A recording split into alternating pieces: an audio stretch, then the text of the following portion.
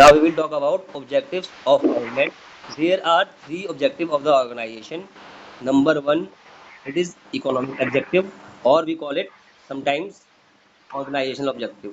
Sometimes we call it organizational objective. Otherwise, you can call them economic objective.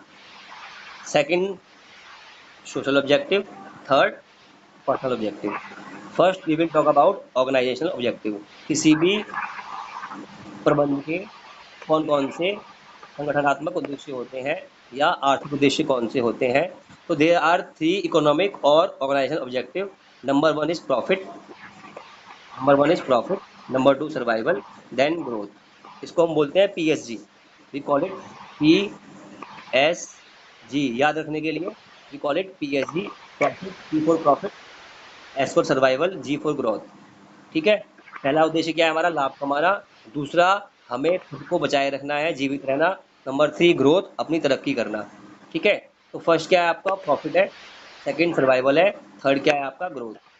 Every business exist for earning profit. किसी भी व्यवसाय का पहला उद्देश्य profit कमाना होता है, ये हमें पता है। अगर हम प्रॉफिट नहीं कमाएंगे then we will not be able to survive. Profit कमाना क्यों जरूरी है? सर्वाइव करने के लिए। पहली बात कि अगर हम कुछ कमाएंगे ही नहीं तो खाएंगे पिएंगे कहाँ से? अगर बिजनेस अर्न नहीं करेगा तो अपने खर्चे कैसे पूरे करेगा? Therefore you have to have some profit. उसके बाद when you are having some profit then your objective will be to survive. First, पहले सर्वाइव करना है। Survival of the fittest. Fittest का मतलब क्या है? जो प्रॉफिट कमा रहा है वो सर्वाइव करेगा, लॉस कमा रहा है वो सर्वाइव नहीं कर सकता। You have to survive anyhow. ये आपका सेकंड ऑब्जेक्टिव है। Third, growth. जब आप जिंदा रहेंगे तभी तो तरक्की कर पाएंगे। तो पहले बिजनेस को प्रॉफिट कमाना जरूरी है जिससे वो सर्वाइव कर सके। अब जो प्रॉफिट बच गया उसका वो री इन्वेस्टमेंट करेंगे और ग्रोथ करेंगे। अभी एक ऑफिस खोला है, फिर एक और खोलेंगे। ठीक है। अभी एक ब्रांच खोली है, एक और खोलेंगे। एक मशीन लगाई है, एक और लगाएंगे। Every one in the world want to grow. इस दुनिया में सब लोग ग्रो करना चाहते हैं। तो मैनेजमेंट क्यों ग्रो ना करे? बिजनेस क्यों ग्रो ना करे? तो growth is the third objective, third economic objective of the organisation.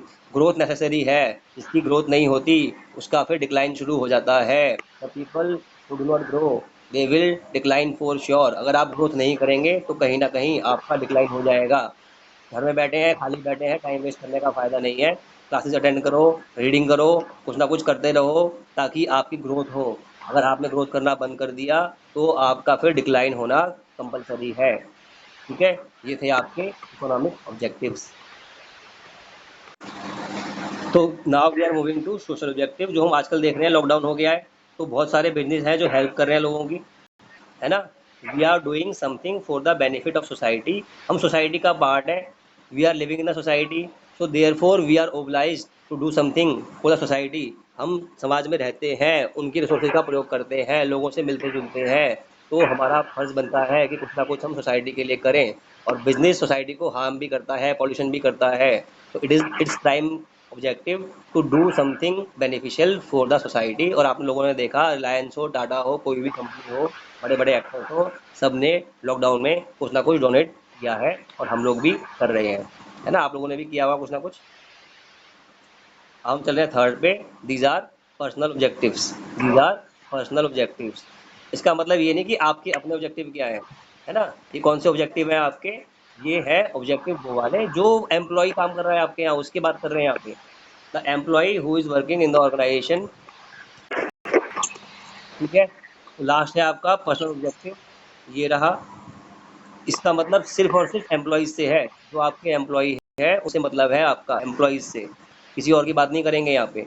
तो you are doing something for the benefit of employees, है ना। आप एम्प्लॉय का बेनिफिट कर रहे हैं। ये वो आपके यहाँ पर आ रहा है तो उसे अच्छी सैलरी, है ना, सैलरी अच्छी मिल जाए उसको, उसका समय पे प्रमोशन भी हो जाए, उसको सोसाइटी में लोग पहचाने भी, उसकी हेल्थ सही रहे, उसको मेंटली कोई प्रॉब्लम ना आए। तब वो बिजनेस में या ऑर्गेनाइजेशन के अंदर फोकस कर पाएगा। जब उसके उद्देश्य पूरे होंगे तभी तो वो संगठन के उद्देश्य पूरे करेगा। When someone working in the organisation is able to fulfil his objective then only he will contribute in the objective of the organisation. जब किसी व्यक्ति के खुद के उद्देश्य पूरे होंगे तभी तो वो आगे हेल्प करेगा ऑर्गेनाइजेशन को ग्रो करने में, वरना वो अपने में लगा रहेगा, है ना। Therefore there are three objectives of management. Number 1 economic और organisational objective, profit, survival, growth. Number 2 social objectives, we are contributing something for the society.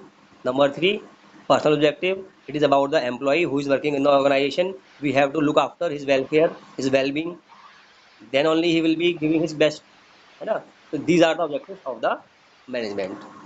Thank you very much.